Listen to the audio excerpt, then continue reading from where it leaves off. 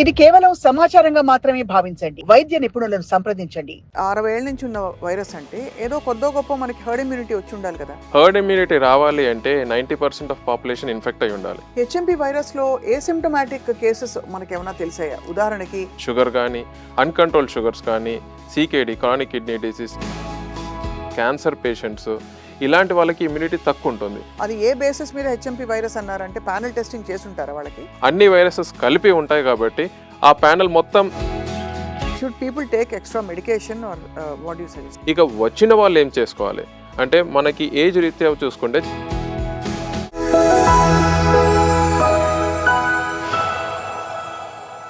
Hello and welcome to Sakshi life. మనిషి నుంచి మనిషికి స్ప్రెడ్ అయ్యే ర్యాపిడ్ వైరస్ ఇప్పుడు అందరూ మాట్లాడుకుంటున్నది ఏంటంటే హెచ్ఎంపీ వైరస్. ఇంతకీ ఈ హెచ్ఎంపీ ఎప్పటి నుంచో ఉంది, కానీ ఇప్పుడు ఎందుకు అందరూ దానిపై దృష్టి పెడుతున్నారు అండ్ దీనివల్ల వచ్చే ప్రమాదం ఏమిటి, ప్రపంచానికి వచ్చే సవాళ్ళు ఏంటి, దీనిపై మాట్లాడదాం. We have with us senior general physician, అందరికీ సుపరిచితులు, డాక్టర్ నవోదయ్ గిల్లా గారు ఫ్రమ్ కిమ్స్ హాస్పిటల్, అండ్ వారితో మాట్లాడబోతున్నాం. డాక్టర్ నవోదయ్ గారు నమస్కారం అండి. నమస్కారం. సో హెచ్ఎంపీ వైరస్ గురించి ఆల్రెడీ చాలా ఇన్ఫర్మేషన్ ఇప్పటికే అవసరమైంది, అవసరం లేనిది కూడా బయటకు వచ్చేసింది. సో యాజ్ అ ఫిజిషియన్ మీరు ఆల్రెడీ ప్యానెల్లో చాలాసార్లు చూస్తుంటారు ఈ వైరస్ని. ఇప్పుడు ఎందుకు దీనిపై దృష్టి ప్రపంచం నుంచి మళ్ళింది? ప్రపంచం దృష్టి ఎందుకు హెచ్ఎంపీవీకి వచ్చింది అంటే సడన్గా ఒక కేస్ లోడ్ అనేది ఎక్కువగా నమోదైనాయి కాబట్టి. లేదు అంటే ఈ HMPV virus already in existence 60 years నుంచి ఉంది. ఎప్పుడైతే కేస్ లోడ్ అంటే ఒక వైరస్ ఫాస్ట్గా ఒకరి నుంచి ఒకరికి స్ప్రెడ్ అయ్యే టైం నుంచి వెళ్ళి ఒకరి నుంచి వెళ్ళి 10 మందికి ఒకే షార్ట్ స్పాన్లో అంటే ఒకే టైంలో ఎక్కువ మందికి స్ప్రెడ్ అయినప్పుడు నెంబర్ ఆఫ్ కేసెస్ పాజిటివ్ వస్తాయి. అంటే నెంబర్ ఆఫ్ కేసెస్ అంటే సేమ్ సిమ్టమ్స్ చాలా మందికి కనిపిస్తాయి. అదేంటి సడన్గా ఒకేసారి ఎన్ని సిమ్టమ్స్ వస్తున్నాయని అప్పుడు ఆలోచన వస్తుంది, ఏంటి ఇది అని చెప్పేసి. ఇలాంటప్పుడు ఎందుకు బాగా ఈ వైరస్ మీద ఎక్కువగా కాన్సన్ట్రేట్ చేయాల్సింది అన్నప్పుడు వైరస్ యూజువల్గా అది దానిచ్చది పెంపొందించదు. It need a base cells. So ఒక సెల్ నుంచి వెళ్ళి ఇంకో సెల్కి ట్రాన్స్ఫర్ అవుతున్నప్పుడు ఆ జీన్స్లో మ్యూటేషన్ చేంజెస్ జరుగుతాయి, దాన్ని మ్యూటేషన్ అంటాం. ఆ చేంజ్ అయిన వైరస్ యొక్క మూమెంట్ అంటే దాని సిమ్టమ్స్ ఎలా ఉంటాయి, దాని ట్రీట్మెంట్ ఎలా ఉంటుంది, దాని పర్యావసనాలు క్లినికల్ ఫీచర్స్ ఎలా ఉంటాయి అనేది గెస్ చేయడం కష్టం. ఎగ్జాంపుల్ చెప్తాను, ఇంతకుముందు కోవిడ్లో మనకి 3 waves చూసాం, ఫస్ట్, సెకండ్, థర్డ్. ఫస్ట్ వేవ్లో ఏదైతే సివియారిటీ ఉందో సెకండ్ వేవ్లో లేదు, సెకండ్ వేవ్లో ఉన్న సివియారిటీ థర్డ్ వేవ్లో లేదు. ఎందుకు అంటే ఆ వైరస్లో వచ్చిన చేంజెస్ వల్ల వైరస్ స్ట్రాంగ్ అయింది. సో వాటి యొక్క ఇన్ఫెక్టివిటీ ఎక్కువైంది. సేమ్ అదేవిధంగా హెచ్ఎంపీవీ కేసెస్ ఎక్కువగా అవుతున్నాయి కాబట్టి ఎప్పుడైనా మ్యూటేషన్ వస్తే కానీ ఆ మ్యూటేషన్ యొక్క ప్రభావం ఎలా ఉంటుందని చెప్పడానికి మనకు టైం పడుతుంది. ఒకవేళ ఆ మ్యూటేషన్ కనుక స్ట్రాంగ్గా ఉంటే వైరస్ స్ట్రాంగిటీ పెరుగుతుంది. లేదు అంటే ఈ వైరస్ చాలా సంవత్సరాలకి వెళ్ళి ఉంది కాబట్టి ఆ సిమ్టమ్స్ ట్రీట్మెంట్ ఏంటి అనేది మనకు ముందుగానే సుపరిచితం. సో ఎంత మనకి మ్యూటేషన్స్ వచ్చి వేరియంట్స్ మారినా కూడా ఆల్రెడీ 60 ఏళ్ల నుంచి ఉన్న వైరస్ అంటే ఏదో కొద్దో గొప్ప మనకి హర్డ్ ఇమ్యూనిటీ వచ్చి ఉండాలి కదా. ఎస్, కానీ హర్డ్ ఇమ్యూనిటీ రావాలి అంటే 90% ఆఫ్ పాపులేషన్ ఇన్ఫెక్ట్ అయి ఉండాలి. ఓకే. సో మీరు ఓన్లీ 10% ఆఫ్ పాపులేషన్ ఇన్ఫెక్ట్ అయ్యి ఉందంటే మిగతా 90% పేషెంట్స్కి ఇమ్యూనిటీ ఉండదు. సో హర్డ్ ఇమ్యూనిటీ రావాలి అంటే ఎక్కువ మందికి స్ప్రెడ్ అయి ఉండాలి. కోవిడ్లో కూడా first wave, second wave, third wave అయ్యేసరికి నెంబర్ ఆఫ్ పేషెంట్స్ అంటే కోవిడ్ ఎఫెక్ట్ అయిన వాళ్ళ నెంబర్ ఫస్ట్ వేవ్ ఎండింగ్కి థర్డ్ వేవ్ ఎండింగ్కి చూసుకుంటే డిఫరెన్సెస్ చాలా మందికి వచ్చి ఉంటుంది. నేను ఎవరిని అడిగిన పేషెంట్ని నాకు ఆల్రెడీ కోవిడ్ వచ్చింది సార్ అంటారు. So number of patients effect అయినారు కాబట్టి థర్డ్ వేవ్కి చాలా ఇమ్యూనిటీ వచ్చేసింది. అందుకే దాని తర్వాత మనం కేసెస్ చూడడం చాలా తగ్గింది. సో హర్డ్ ఇమ్యూనిటీ అనేది ఎక్కువ మందికి ఇన్ఫెక్షన్ వచ్చి వాళ్ళలో ఆ ఇమ్యూనిటీ పెరిగిన తర్వాత ఇంకో కొత్త ఇన్ఫెక్షన్ అది రాదు. సో అప్పుడు ఇన్ఫెక్షన్ రాదు. హెచ్ఎంపీ వైరస్లో ఏసిమ్టమాటిక్ కేసెస్ మనకేమైనా తెలిసాయా? ఉదాహరణకి మీరు సిమ్టమ్స్ వస్తే బయటపడ్డట్టు వాళ్ళకి వచ్చినట్టు అని అనుకుంటే ఒకవేళ ఏసిమ్టమాటిక్గా కూడా కరోనా వైరస్ మనం చూసాం కొంతమందిలో. సో అలా హెచ్ఎంపీ వైరస్ గురించి మనకు ఆ ఇన్ఫర్మేషన్ ఉందా? ఏ వైరస్కైనా అసిమ్టమాటిక్ ఇన్ఫెక్షన్ అంటే సిమ్టమ్స్ లేకుండా ఇన్ఫెక్షన్ ఉన్నవాళ్ళు అంటే వాళ్ళ యొక్క ఇమ్యూనిటీ చాలా స్ట్రాంగ్ ఉండాలి. యూజువల్గా హెచ్ఎంపీవీ వైరస్ కానీ ఏ వైరస్లో కానీ ఎక్కువగా ఇబ్బంది పడే వాళ్ళు ఎవరు అంటే ఏజ్ గ్రూప్ వైజ్ చూసుకుంటే చిన్నపిల్లలు, ఎందుకంటే వాళ్ళకి ఇమ్యూనిటీ ఇంకా స్ట్రాంగ్ హోల్డ్లోకి రాదు. పెద్దవాళ్ళు, ఎందుకంటే ఇమ్యూనిటీ చాలా డౌన్ అయి ఉంటుంది.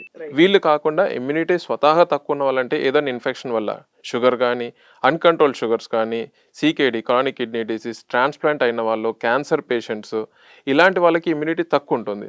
సో ఈ 3 కేటగిరీలో చూసుకుంటే ఇన్ఫెక్షన్ యొక్క ప్రభావం ఉంటుంది కాబట్టి వాళ్ళకి సిమ్టమ్స్ ఈజీగా ఏర్పడతాయి. ఈ కేటగిరీస్ కాకుండా మధ్య వయసులో ఉన్న వాళ్ళు, మగవారు కానీ ఆడవారు కానీ ఎవరికైతే ఇమ్యూనిటీ బాగుంటుందో వాళ్ళకి చిన్నపాటి జలుబు లాంటి సిమ్టమ్ వచ్చి ఉంటుంది, 1 or 2 days ఉంటుంది, వాళ్ళు వెళ్ళిపోతుంది, అసలు వాళ్ళు కాన్సన్ట్రేట్ కూడా చేయరు. వాళ్ళ గురించి ప్రాబ్లం లేకపోవచ్చు కానీ వాళ్ళు స్ప్రెడ్ చేస్తారని అయితే ఉంటుంది ఈజీ, ఎందుకంటే వాళ్ళ ఇంట్లో పెద్దవాళ్ళు ఉండొచ్చు, అప్పుడే పుట్టిన చిన్నపిల్లలు ఉండొచ్చు, స్కూల్ గోయింగ్ చిన్నపిల్లలు ఉంటారు. సో వాళ్ళ నుంచి స్ప్రెడ్ అయ్యే ఛాన్స్ ఎక్కువగా ఉంటుంది. మొత్తానికి సార్ ఇప్పుడు హెచ్ఎంపీ వైరస్ భారతదేశంలో నమోదైన కేసులు అది ఏ బేసిస్ మీద హెచ్ఎంపీ వైరస్ అన్నారంటే ప్యానెల్ టెస్టింగ్ చేసి ఉంటారా వాళ్ళకి? ఎస్, ప్యానెల్ టెస్టింగ్ అంటే టెస్టింగ్ చేయకుండా మనం ఒక్కోసారి ఇది వైరస్ అని చెప్పడానికి వీలు కాదు. అంటే ప్రిసైజ్గా మనకు చెప్పాలంటే, ఎందుకంటే మనకి ఇన్ఫ్లుయెన్జా వైరస్ ఉంది, ఆర్ఎస్వి వైరస్ ఉంది, అడినో వైరస్, చాలా వైరస్లు ఉన్నాయి. ప్రతి వైరస్కి సుమారు సిమ్టమ్స్ సేమ్గా ఉన్నప్పటికీ మనం పర్టికులర్గా ఈ వైరస్ యొక్క ప్రభావం ఉండొచ్చు అని చెప్పడానికి మనకు ఆ వైరస్ ఏంటి అనేది తెలియాలి. సో మనకు ఆల్రెడీ ప్యానెల్ అంటే సేమ్ కోవిడ్ రో చేసినట్టు ఆర్టీపీసీఆర్ విధంగానే, కానీ ఈ ప్యానెల్లో అన్ని వైరసెస్ కలిపి ఉంటాయి. సో ఆ ప్యానెల్ టెస్టింగ్ చేయాలి అంటే కాస్ట్ ఎఫెక్టివ్ కాదు, ఎందుకంటే మన కోవిడ్లో ఓన్లీ సింగిల్ కోవిడ్గా చేసాం కాబట్టి కాస్ట్ ఎఫెక్టివ్నెస్ ఎందుకు గవర్నమెంట్ సబ్సిడైజ్ రేట్స్లో ప్రొవైడ్ చేసింది. కానీ ఇప్పుడున్న ప్యానెల్ టెస్టింగ్లో అన్ని వైరసెస్ కలిపి ఉంటాయి కాబట్టి ఆ ప్యానెల్ మొత్తం చిన్నపాటి జలుబుకి ఇన్ఫెక్షన్కి చేసేస్తే కాస్ట్ ఎఫెక్టివ్ ఉండదు కాబట్టి సిమ్టమాటిక్ ట్రీట్మెంట్గానే వేస్తాం. సో మనకున్న రిపోర్ట్స్ ప్రకారం వాట్ వీఆర్ ఇన్ఫరింగ్ ఇస్ దట్ ఇప్పుడు అధికంగా వచ్చే జలుబు లాంటి సిమ్టమ్స్ తాలూకు ఏవైతే ఫీవర్స్ వస్తున్నాయో వాటిలో ఆ ప్యానెల్ టెస్టింగ్లో ఎక్కువ హెచ్ఎంపీవి ఆర్టీపీసీఆర్లో బయటపడి ఉంది కాబట్టి ఎక్కువగా ఎందుకు ఇన్ఫ్లుయెన్జా H1N1 ఇవి కాకుండా ఇదే అన్ని చోట్ల కనిపిస్తోంది, ఇది ర్యాపిడ్గా స్ప్రెడ్ అవుతుందా అనే ఒక క్వశ్చన్ మార్క్ ప్రపంచంలో బయలుదేరింది. వరల్డ్ హెల్త్ ఆర్గనైజేషన్ ఏం చెప్పింది సార్ దీని గురించి? ఏమైనా వేరియంట్ ఆఫ్ ఇంట్రెస్ట్ అని కానీ వైరస్ ఆఫ్ కన్సర్న్ అని కానీ ఏమన్నా ఇంతవరకు దీని గురించి పట్టించుకున్న దాఖలాలు ఉన్నాయా? వరల్డ్ హెల్త్ ఆర్గనైజేషన్ కానీ ఎలాంటి health organization or towards government also to come with the statement first దాని గురించి తెలియాలి. ఎప్పుడో 60 years నుంచి మనకు తెలిసిన వైరస్ గురించి స్టేట్మెంట్ ఇచ్చేసి ఆ స్టేట్మెంట్ ఒక వన్ మంత్ తర్వాత డిఫరెంట్గా ఉంది అని చెప్పేసి చెప్పరాదు. ఎందుకంటే ఒకసారి గవర్నమెంట్ కానీ ఒక వరల్డ్ హెల్త్ ఆర్గనైజేషన్ కానీ ఒక స్టేట్మెంట్ ఇస్తే అది గ్లోబల్గా అప్రోచ్ అవుతుంటుంది. సో వాళ్ళు ఇప్పుడున్న వైరస్ ఏదైతే ఫాస్ట్గా స్ప్రెడ్ అవుతుందో దాని గురించి స్టడీ చేయాలి అంటే కొద్ది టైం పీరియడ్ పడుతుంది. ఆ టైం పీరియడ్లో వాటి యొక్క వైరస్ ఆఫ్ ఇంట్రెస్ట్, ఆ వైరస్ ఆఫ్ కన్సర్న్ అనేది ఎప్పుడు చెప్తారంటే మార్టాలిటీ బట్టి, అంటే ఆ వైరస్ వల్ల చనిపోవడానికి ఎక్కువ మంది చనిపోతున్నారు అనే సిచ్యుయేషన్ ఉంటే మాత్రమే దాన్ని కన్సిడర్ చేస్తారు.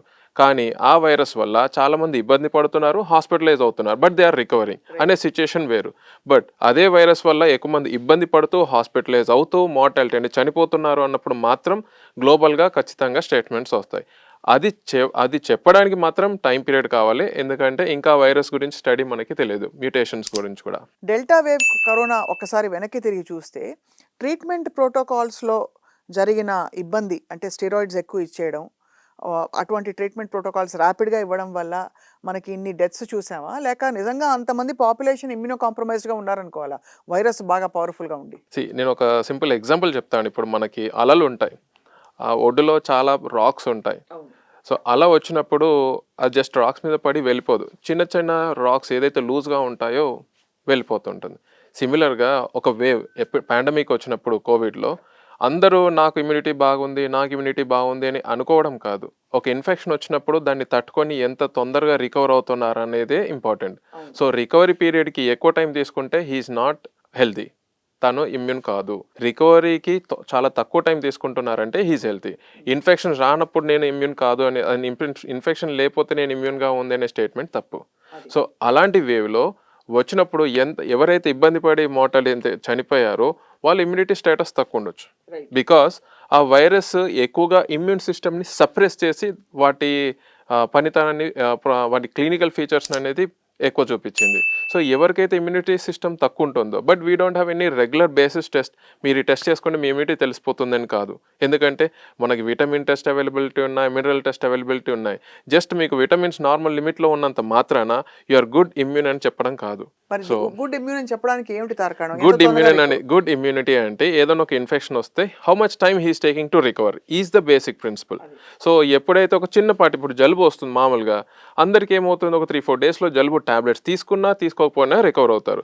కానీ ఏ పేషెంట్ అయితే చిన్నపాటి జలుబుకే 1-10 రోజులు తీసుకొని రెస్ట్ తీసుకుంటున్నారు అంటే ఏజ్కి సంబంధం లేకుండా, వీ షుడ్ యూజ్యూమ్ దట్ ఆ పేషెంట్కి ఇమ్యూనిటీ సిస్టమ్ తక్కువగా ఉంది. అక్కడ ఎక్కడ తక్కువ ఉంది అని చెప్పడానికి మనకి పర్టికులర్ టెస్ట్లు లేవు కాబట్టి ఆ పర్సన్కి మనం ఇమ్యూన్ బూస్టర్స్గా మల్టీవిటమిన్స్ కానీ మినరల్స్ కానీ డైట్లో ఏమైనా చేంజెస్ చేయాలి కానీ ఎక్సర్సైజ్ ప్యాటర్న్లో ఇవన్నీ చేంజెస్ చెప్పగలుగుతాం. ఇప్పుడు మొత్తానికి అంటే జలుబు H1N1 అయినా, ఇన్‌ఫ్లుయెన్జా అయినా, ఇంకోటైనా, ఈ హెచ్ఎంపీవీ అయినా మీరిచ్చే సూచనలు ఏంటి సార్? ఏమిటి? ఎలా జాగ్రత్త పడాలి అసలు జలుబొచ్చిన వాళ్ళు? ఎందుకంటే ఒక టైంలో అజిత్రోల్ ఒకటి, డాక్సీ ఒకటి ఎడాపెడా వాడి పడేశారు. వక్కపొడేసుకున్నట్టు. యెస్. ఇప్పుడు మరి ఈ కొత్త వైరస్ ఇది ఇది మ్యుటేట్ అవుతుందా అనే కన్సర్న్ నడుమ should people take extra medication or what do you suggest sir? Prevention అనేది అంటే ట్రీట్మెంట్ ప్రివెన్షన్ అనేది ఇన్ఫెక్షన్ రాకముందు, రైట్. ఇన్ఫెక్షన్ వచ్చిన తర్వాత.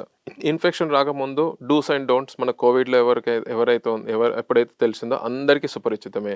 Hand washing, distance, face mask ఇవన్నీ. కానీ ఫేస్ మాస్క్‌లో ఒక చిన్న తేడా ఏందంటే N95 లాంటి పెద్ద మాస్క్ కాదు. చిన్న మాస్క్, మామూలు మాస్క్ అయితే సరిపోతుంది. బికాజ్ దాని HMPV droplets- virus droplet size పెద్దది ఇది. ఇక వచ్చిన వాళ్ళు ఏం చేసుకోవాలి అంటే మనకి ఏజ్ రీత్యా చూసుకుంటే చిన్నపిల్లలు, మధ్య వయసులో, పెద్దవాళ్ళు. సో ప్లస్ ఇమ్యూన్ కాంప్రమైజ్ ఈ 4 స్టేట్‌లో చూసుకున్న వాళ్ళు, పిల్లలు, ఇమ్యూనో కాంప్రమైజ్ అంటే అన్‌కంట్రోల్ షుగర్ గానీ, ఈ మన క్యాన్సర్ పేషెంట్స్ గానీ, చాలా పెద్ద వయసు వాళ్ళు గానీ, ఇలాంటి ఈ 3 కేటగిరీలో సిమ్టమ్స్ వచ్చినప్పుడు 1 or 2 డేస్ చూసుకోవడం, అశ్రద్ధ చేయకుండా డాక్టర్‌ని సంప్రదించడం. ఏమని మామూలుగా అందరికీ వచ్చినట్టే అందరికీ same age irrespective of age ఎవరికైనా సేమ్ సిమ్టమ్స్ వస్తాయి. జలుబు, దగ్గు, తుమ్ములు, ఫీవర్, బాడీ పెయిన్స్. ఎవరికైతే ఈ సిమ్టమ్స్‌కి మించి ఆయాసం అంటే నిమిషానికి బ్రెత్స్ ఎంతైతే తీసుకుంటున్నారో అది పెరుగుతుంది. అది పెరిగినట్టు మనకే తెలుస్తుంది. హార్ట్ బీట్ పెరగడం, స్వెట్టింగు, మళ్ళా అందరికీ SpO2 మానిటర్ తెలిసిందే. అందరికీ సుపరిచితం. సో ఆ SpO2 మానిటర్‌లో SpO2 అనే వాల్యూ తక్కువగా గమనిస్తున్నారు అన్నప్పుడు ఖచ్చితంగా ఆలస్యం చేయకుండా డాక్టర్‌ని సంప్రదించాలి. ఎందుకంటే ఇలాంటి పేషెంట్ అంటే ఇప్పుడు హెచ్ఎంపీవీకి సంబంధించిన క్లినికల్ ఫీచర్స్‌లో ఆక్సిజనేషన్ తక్కువ ఉంటుంది. వీజింగ్ అంటాం, పిల్లి కూతలు. సో ఎందుకంటే మనకి ఊపిరి తీసుకునే గొట్టాలు చాలా దగ్గరకు వస్తాయి. బ్రాంకియోలైటిస్. సో ఈ రెస్పిరేటరీ బ్రాంకియోల్స్ దగ్గరికి వచ్చినప్పుడు పిల్లి కూతలు లాంటి శబ్దాలు వస్తాయి. ఇలాంటి ఫీచర్స్ ఉన్నప్పుడు వాళ్ళకి nebulisations, steroids, supportive treatment like oxygen ఇవి ఇవ్వాలి. సో ఇలాంటి స్టేజ్ కనిపిస్తుంది అన్న ఫస్ట్ తర్వాయే ఇమీడియట్గా డాక్టర్ని సంప్రదించాలి.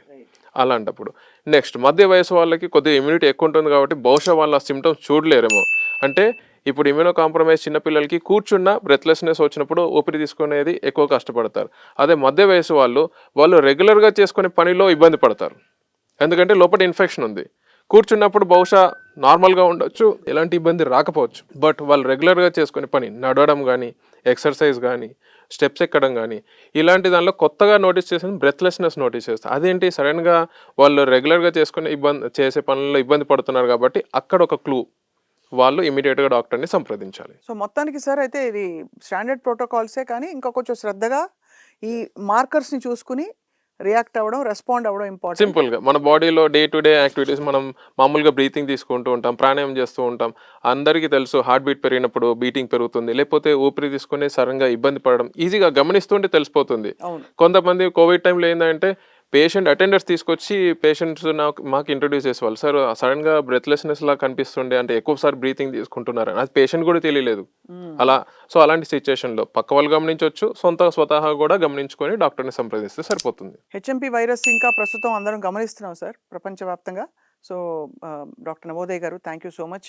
చాలా మంచి ప్రాక్టికలీ యూస్ఫుల్ టిప్స్ ఇచ్చినందుకు, చాలా మందికి యూస్ఫుల్ ఇన్ఫర్మేషన్ ఇచ్చారు. నమస్తే. Thank you.